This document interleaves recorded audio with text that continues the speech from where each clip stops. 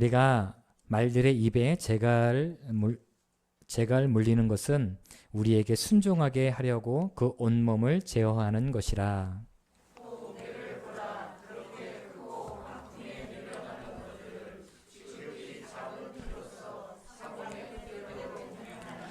이와 같이 혀도 작은 지체로 돼 큰 것을 자랑하도다. 보라, 얼마나 작은 불이 얼마나 많은 나무를 태우는가.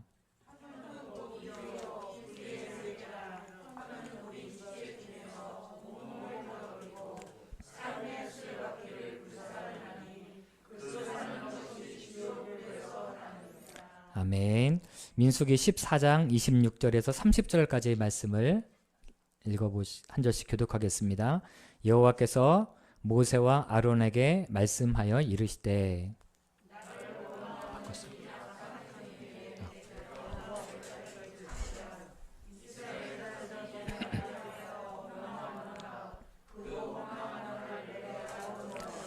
그들에게 이르기를 여호와의 말씀에 내 삶을 두고 맹세하노라. 너희 말이 내 귀에 들린 대로 내가 너희에게 행하리니.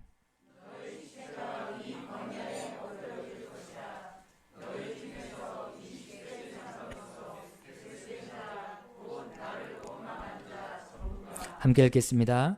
여분네의 아들 갈렙과 눈의 아들 여호수아 외에는 내가 맹세하여 너희에게 살게 하리라 한 땅에 결단코 들어가지 못하리라. 아멘. 기도하겠습니다. 자, 오늘은 영광을 위한 순례의 길 35번째 시간이고요. 제목 한번 여러분들 읽어보시겠습니다. 말씀의 제목 시작. 이런 제목으로 함께 말씀을 나누도록 하겠습니다.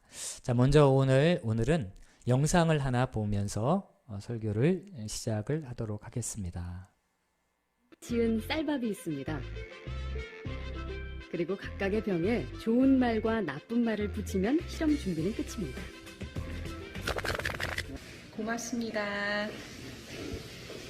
짜증나. 감사합니다. 짜증나.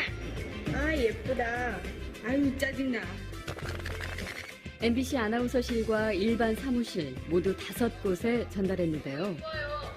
4주 후 과연 어떤 변화가 생길지 함께 기다려 볼까요?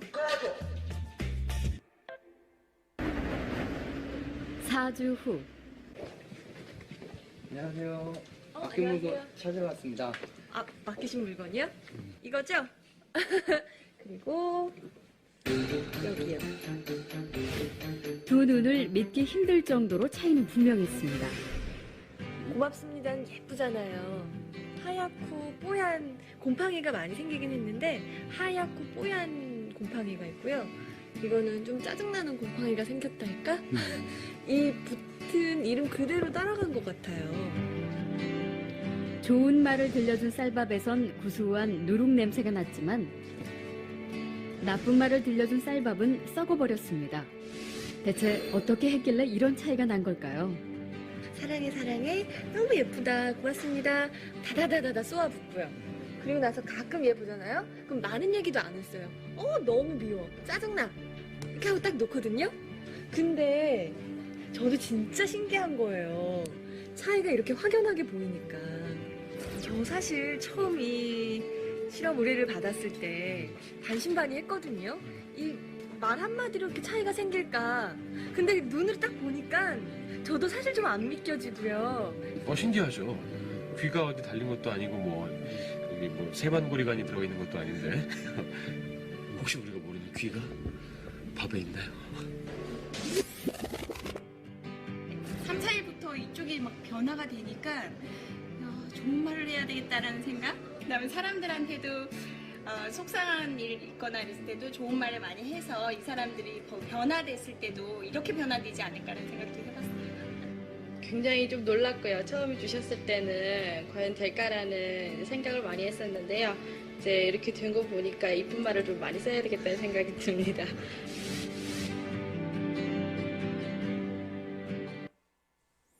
네, 이제 저를 보시면 되겠습니다.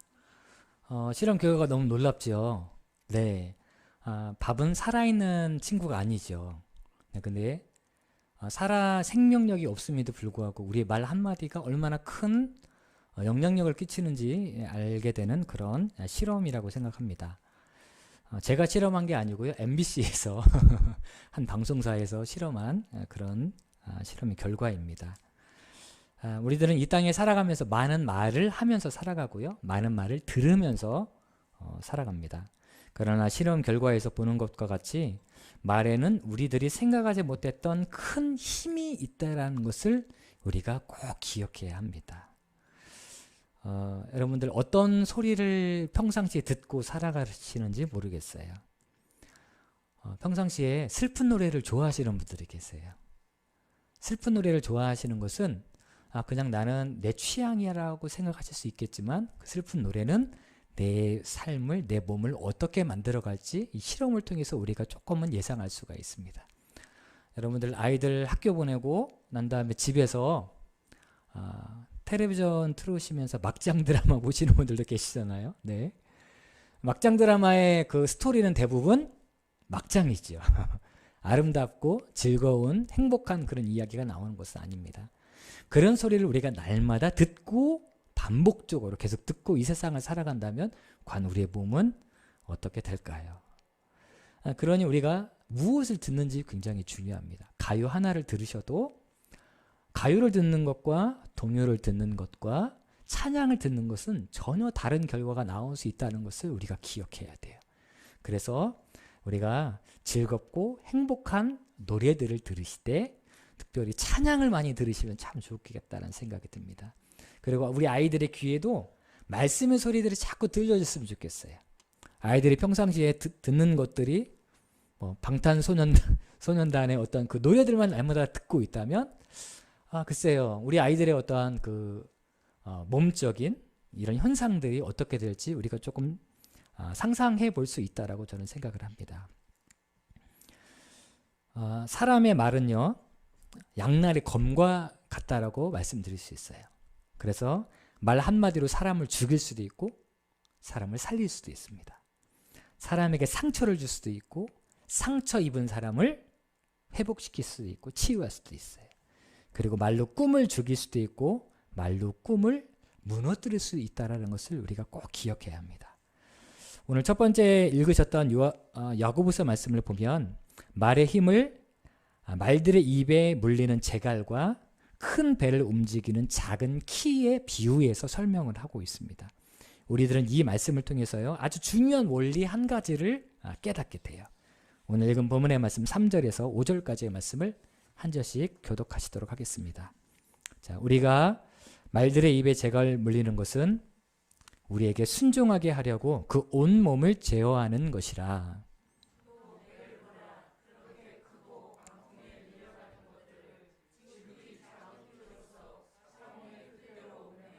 함께 읽겠습니다. 이와 같이 작은 지체로되 큰 것을 자랑하도다. 보라, 얼마나 작은 불이 얼마나 많은 나무를 태우는가. 아멘. 성경을 통해서 강조하는 한 가지 부분이 있습니다. 그것은요, 말은 작은 것이라는 거예요. 보잘것없는 것이라고 생각하는 것이죠, 우리가. 그러나 그 말에는 엄청나게 큰 영향력이 있다는 것을 강조하고 있습니다. 3절에 보니까 말에 비하면 말의 입에 물린 재갈은 아주 작은 것이에요. 그런데 그 작은 재갈로 인해서 말 전체가 움직여지는 것이죠. 그 온몸을 제어한다라고 되어져 있어요. 이 작은 재갈로 그 큰 말의 온몸을 제어하는 것입니다. 엄청난 영향력이죠. 4절도 마찬가지입니다. 또 배를 보라, 그렇게 크고 광풍에 밀려가는 것들을 지극히 작은 키로써, 지극히라는 말이 쓰여져 있죠. 강조된 부분입니다. 말이 바로 작은 거라는 것이죠. 지극히 작은 키로서 사공의 뜻대로 운행한다라고 되어져 있습니다. 큰 배가 있습니다. 배 안에 레스토랑이나 아니면 수영장까지 있는 배들도 있어요. 그런데 그 큰 배는 무엇으로 움직이냐면 작은 키 하나로 움직인다라는 것입니다. 5절 말씀, 무엇이 강조되어 있냐면 작다라는 것이 강조되어 있어요. 이와 같이 혀도 작은 지체로 돼 큰 것을 자랑하도다. 보라, 얼마나 작은 불이 얼마나 많은 나무를 태우는가 라고 되어져 있어요. 3절, 4절, 5절에서 강조하는 부분은요. 작다라는 부분을 강조하고 있습니다. 그러나 작은 것처럼 보이지만 엄청난 영향력이 있다라는 것을 우리에게 말씀해 주시고 있다라는 것이죠. 그 작은 말 한마디로요. 전체를 통제하거나 움직이거나 바꿀 수 있음을 우리에게 가르쳐주고 있다는 것입니다. 한 목사님께서 대인기피증이 있는 성도님에 대한 이야기를 해주셨어요. 목사님 지인 중에서 대인기피증이 있는 분이 계신데요. 어떻게 이런 일이 있었는가, 어떻게 생겨났는가에 대해서 물었더니 자신의 과거의 이야기를 해주시더라는 거예요. 어릴 적에 사촌 동생과 함께 물놀이를 한 겁니다. 그런데 물놀이를 하는 중에 사촌 동생이 아니 그만 안타깝게 물에 빠져서 죽고 말았어요. 어른들이 막 몰려오셨겠죠. 그리고 사촌 동생을 꺼내놓고 봤는데 차디찬 시신이 된 겁니다.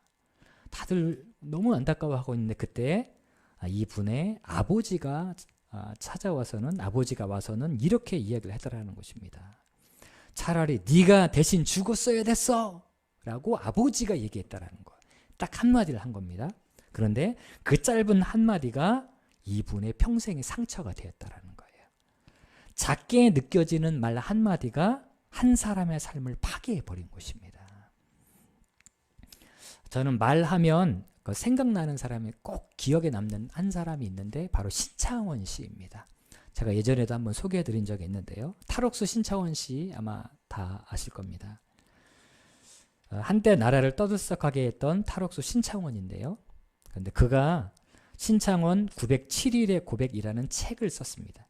근데 그 책에 이렇게 쓰여져 있어요.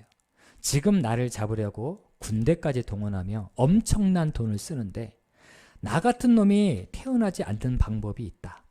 내가 초등학교 때 선생님이 너 착한 놈이야 라고 머리 한 번만 쓰다듬어 주었으면 여기까지 오지 않았을 것이다. 5학년 때 선생님이 새끼야 돈 안 가져왔는데 뭐하러 학교 와? 빨리 꺼져! 라고 소리쳤는데 그때부터 마음속에 악마가 생겼다 라고 고백했어요. 작은 말 한마디입니다. 그런데 그 말 한마디가 신창원의 인생을 파괴시켰어요. 왜냐하면 말에는 엄청난 능력이 영향력이 있기 때문입니다. 여러분들 우리가 자녀를 볼 때 어떤 말을 하시는지 모르겠어요. 자녀를 보실 때 자녀는 하나님의 선물입니다. 그런데 이 자녀들이요 어릴 때는 천사와 같던지 그런데 점점 커가면서 천사에 뿔이 달리는 것 같은 그런 생각이 들 때가 있다라는 것이죠. 태어나서 내 품에 안았을 때는 너무너무 좋아요. 그런데 점점 자라가면서 마음이 너무 속상하게 하는 일들이 일어나게 되더라는 것입니다. 그때 우리가 이렇게 생각할 때가 있죠. 내가 너 같은 거 낳아놓고 내가 미역국을 내가 먹었는지 모르겠다고. 네, 지금 웃고 계시는 분들은 수상하신 분들입니다. 네, 우리가 이렇게 말을 하는 경우가 있어요. 그런데 그 말 한마디 굉장히 조심하셔야 합니다. 입술에 30초, 가슴에 30년이라는 말이 있어요. 말 한마디는 내뱉는데 30초밖에는 안 됩니다. 그런데 그 말 한마디가 한 사람의 비수에 꽂혀서 30년이라는 시간 동안에 그 가슴을 찌를 수 있고 파괴시킬 수 있다는 것들 우리가 꼭 기억해야 합니다. 우리들은요 성경 말씀의 교훈을 유심히 살펴볼 필요가 있어요. 오늘 하나님의 말씀은요 말은 작은 것이지만 엄청난 영향력이 있다라는 것에 끝나지 않고요. 말에 대해서 조금 더 자세하게 설명을 해주시는데 그런데 긍정적인 부분보다는 성경은요 부정적인 부분을 자세히 설명하고 있다는 것을 우리가 유심히 기억해야 합니다. 왜냐하면 우리가 입을 열 때마다 긍정적으로 사용하기보다는 부정적으로 사용하는 경우가 너무나 많기 때문이죠. 우리 오늘 본문의 말씀 5절과 6절 5절은 제가 6절은 여러분들이 읽어보시겠습니다. 이와 같이 혀도 작은 지체로 돼 큰 것을 자랑하도다. 보라 얼마나 작은 불이 얼마나 많은 나무를 태우는가.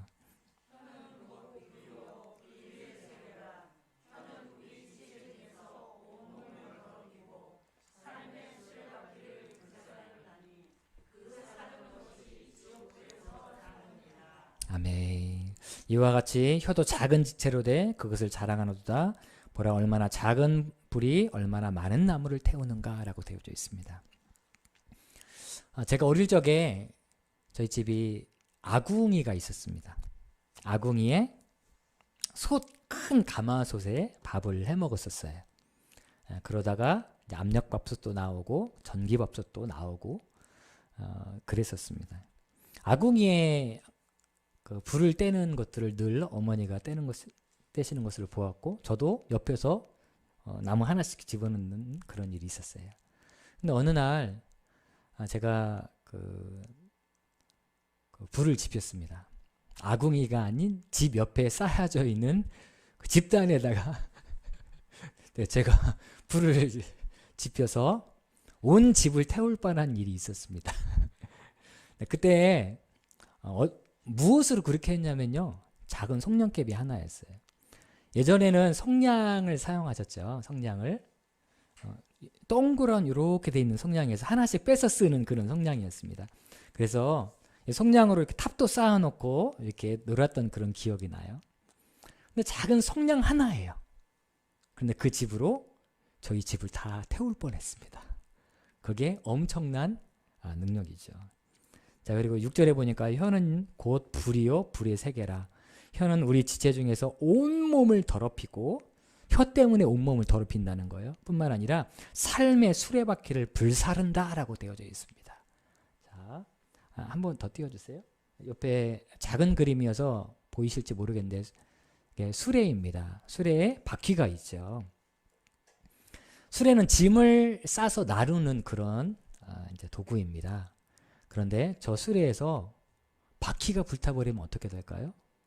사용할 수가 없게 되죠. 우리의 인생도 마찬가지라는 거예요. 우리의 인생은 수레와 같은 삶인데 말 한마디로 우리의 삶의 수레바퀴를 불태울 수 있다는 거예요. 수레바퀴가 불타버리면 그러면 우리의 수레는 움직일 수 없다는 것입니다. 우리의 삶이 파괴되고 다 불타 없어진다라고 성경에서는 말씀하고 있다는 것입니다.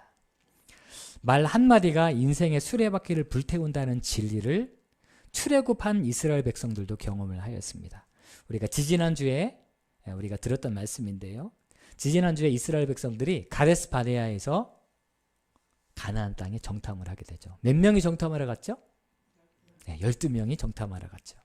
그 중에서 여호수아와 갈렙 둘만 빼놓고 10명의 정탐꾼들은 그 땅에 대해서 악평을 하게 됩니다. 그리고 악평했던 그 말을 들었던 이스라엘 백성들은 온 밤을 지새우면서 통곡하면서 울었어요. 여러 가지 말을 했겠죠. 여러 가지 말을 하면서 내가 거기에서 죽었으면 얼마나 좋았을까 라고 아마 많은 백성들이 그렇게 통곡하면서 이야기했었을 것입니다. 그런데 말이죠. 성경은 하나님께서 그 소리를 들으셨다라고 말씀하고 있습니다. 민수기 14장 27절에서 28절을 한 절씩 교독하겠습니다. 나를 원망하는 이 악한 회중에게 내가 어느 때까지 참으랴. 이스라엘 자손이 나를 향하여 원망하는 바 그 원망하는 말을 내가 들었노라.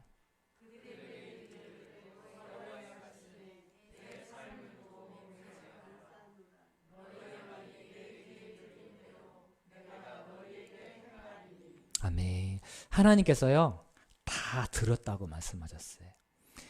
우리들이 평상시 내뱉는 말 하나님이 다 들으십니다. 그리고 하나님께서 뭐라고 말씀하시냐면 너희 말이 내 귀에 들린 대로 내가 그렇게 하겠다라고 말씀하셨어요. 그리고 하나님께서 말씀하신 대로 이스라엘 백성들은 20세 이상 된 모든 사람들은 광야에서 다 죽고 맙니다. 그들의 말대로 된 것이죠. 잠언 18장 21절 말씀에 이런 말씀이 있습니다. 같이 한번 읽어보시겠습니다. 자, 시작.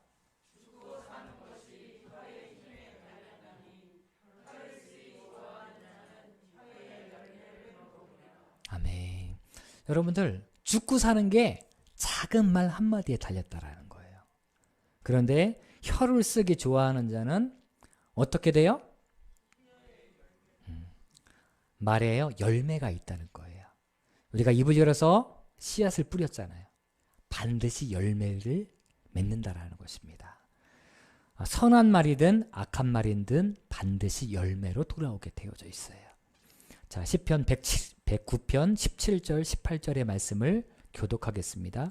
그가 저주하기를 좋아하더니 그것이 자기에게 임하고 축복하기를 기뻐하지 아니하더니 복이 그를 멀리 떠났으며.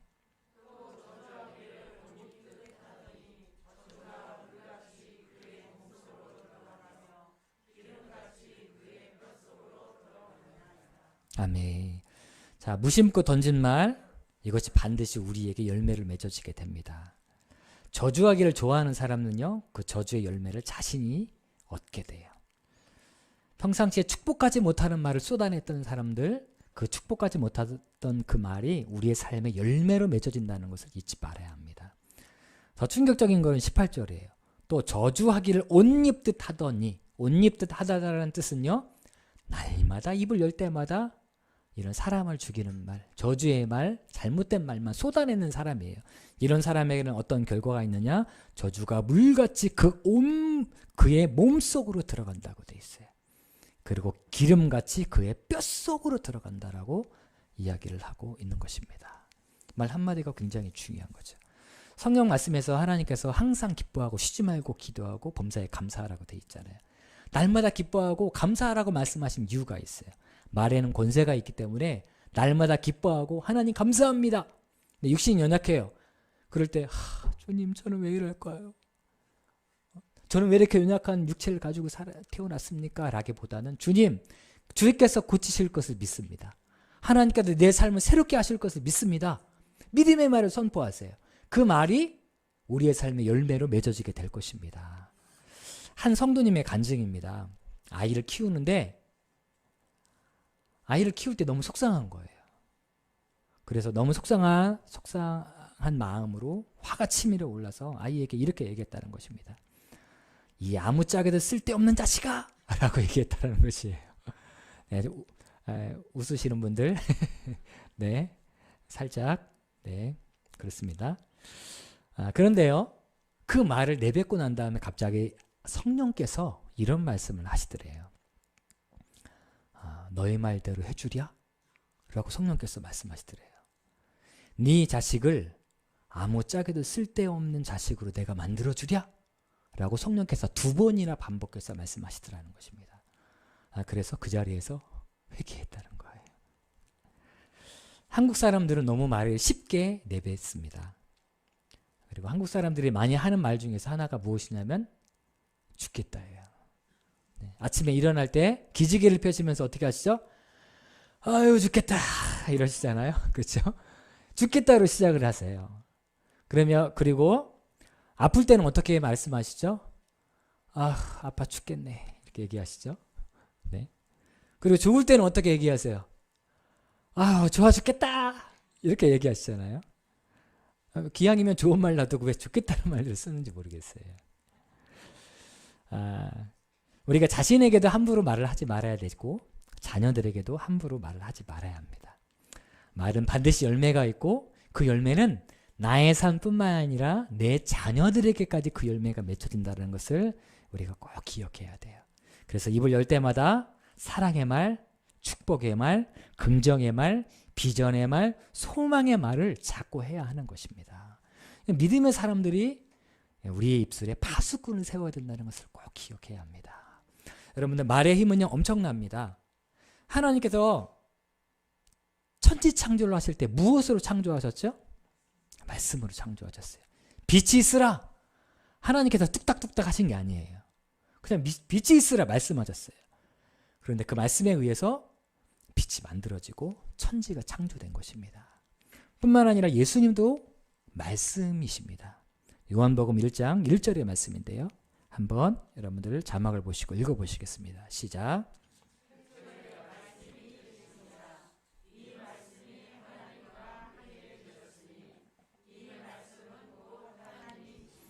아멘. 태초에 말씀이 계시니라. 이 말씀은 누구예요? 예수님이세요. 그리고 이 말씀이 하나님과 함께 계셨다라고 되어 있죠. 이 말씀은 곧 하나님이시라. 이건 삼위일체를 뜻하는 것이죠. 예수님은 말씀으로 계셨던 분이세요. 말씀이 육신이 되신 분이시죠. 뿐만 아니라 이 인류의 죄가 들어오게 된 것은 말 때문이었다라는 것을 우리가 기억해야 합니다. 뱀이 어느 날 하와에게 찾아갔죠. 그래서 뭐라고 얘기했어요? 하와에게 찾아가서 하나님이 진짜로 먹지 말라고 하더냐? 만약에 이 선악을 알게 하는 이 과일을 먹으면 너의 눈이 밝아져서 하나님처럼 될 것을 염려해서 하나님이 그렇게 얘기한 거야. 뱀이요 여러 말 한 것이 아닙니다. 몇 마디밖에 안 했어요. 그런데 그 몇 마디 말 때문에 사람에게 죄가 들어오고 죄로 말미암아 사망이 임하게 됐다는 것을 우리는 꼭 기억해야 합니다. 전도서 5장 2절의 말씀입니다.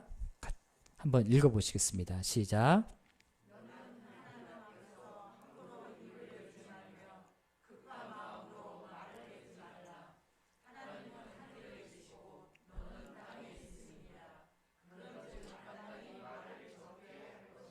아멘. 너는 하나님 앞에서라고 되어져 있어요. 말을 할 때 우리는 누구 앞에서 얘기하는 것처럼 생각되죠? 사람 앞에 얘기하는 것 같아요. 여러분들 혼자 얘기하시는 분도 물론 계시지만 우리의 대부분의 말은 어디 누구를 대상으로 이야기를 하고 있어요? 사람 앞에 사람과 얘기를 해요. 그런데 성경은 너는 하나님 앞에서 함부로 입을 열지 말라고 이야기를 하고 계십니다. 하나님이 다 듣고 계시고 하나님께서 그 말에 대해서 판단하시기 때문이시죠. 에베소서 4장 29절 말씀도 읽어보시겠습니다. 시작.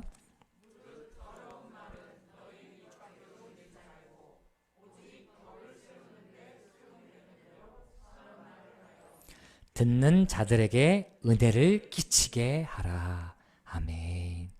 더러운 말은 너 입 밖에도 대지 말라고 그랬어요.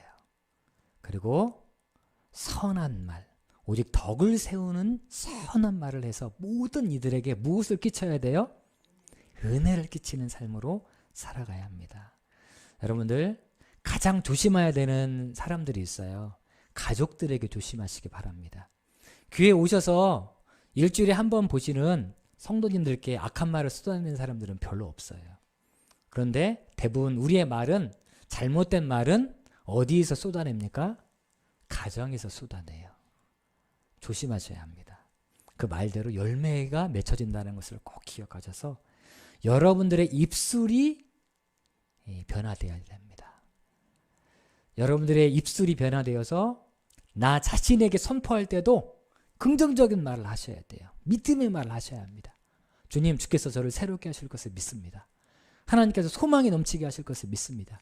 연약한 육체를 회복시켜 주실 줄을 믿습니다라고 선포하세요. 가족과 안에서도 마찬가지입니다.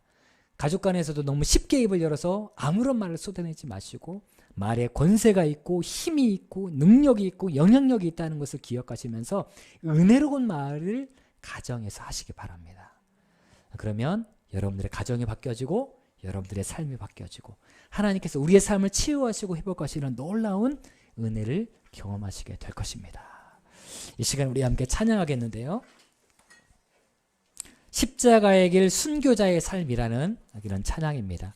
여러분들 십자가의 길 순교자의 삶 너무 거창하지 않습니까? 그런데 순교자의 삶으로 살아가는 게 뭐예요? 어떤 모습일까요? 나의 마음에 주를 향한 사랑이 있는 것이 순교자의 삶이에요. 나의 입술에, 나의 말엔 어떤 말이 나와야 돼요? 주가 주신 진리가 있는 삶이 순교자의 삶이에요. 선교지에 가시는 삶만 순교자의 삶이 아니라 내 입술이 파수꾼을 세워서 진리로 가득한 말, 나의 눈에 주의 눈물을 채우시고 내 입술을 열 때마다 찬양의 향기가 가득한 삶으로 살아가는 삶, 그 삶이 바로 십자가의 길을 걸어가는 삶이라는 것을 꼭 기억하셨으면 좋겠습니다. 오늘 이 찬양하시고 우리가 함께 기도하시도록 하겠습니다.